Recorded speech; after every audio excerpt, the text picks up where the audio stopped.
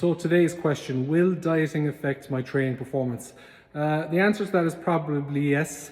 So if you're in a calorie deficit, which means you're dieting, so you're trying to lose weight, most likely, you're going to be eating less energy, so consuming less energy. And because of that, you're literally going to have less energy to move. And this is a common problem people run into when they're dieting.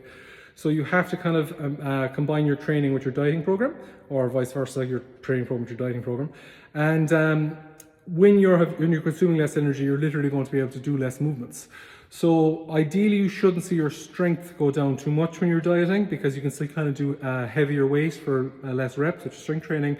But you will find yourself that you might have it might take you longer to recover between sets, and particularly if you're used to doing hypertrophy or high intensity training or circuit training, that you mightn't be able to lift as much weight for as much reps for as much sets, because you literally get fatigued faster, and that's simply because you're eating less food.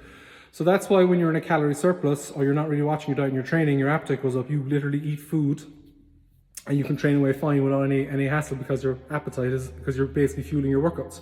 But when you're in a diet and you're trying to be in a calorie deficit, you have to be careful not to do too much training that you burn yourself out, because you just don't have the same amount of energy. So you would literally taper back your training as your calories get less and less and less. You would taper back your training, so you're doing less volume or work in the gym. You're still doing enough that you're going to keep your muscle or keep your strength or keep your fitness up, so maintenance, but you're not going to kind of build muscle per se, or increase your strength dramatically in all lifts, or build a lot of muscle everywhere, because you just literally don't have the energy to do that.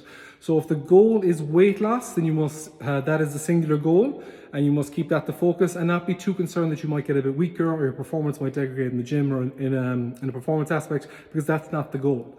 Then when you're at your goal weight, then you can change up and you go, okay, I want to get back strength training, or maybe I want to increase my weight by adding a bit more muscle mass. Then you can change your diet and change your goals again.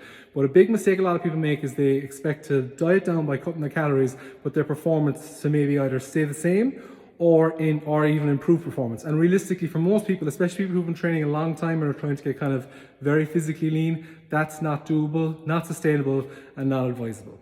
So if you're dieting, the goal is the diet, and the training is hopefully to assist the diet and assist body composition of keeping as much muscle mass on you as possible and losing fat. Super. The goal should not be, I want to lose weight and increase my performance. There you're just going to just burn out, and you're going to hate both of them, and you're going to make your life miserable.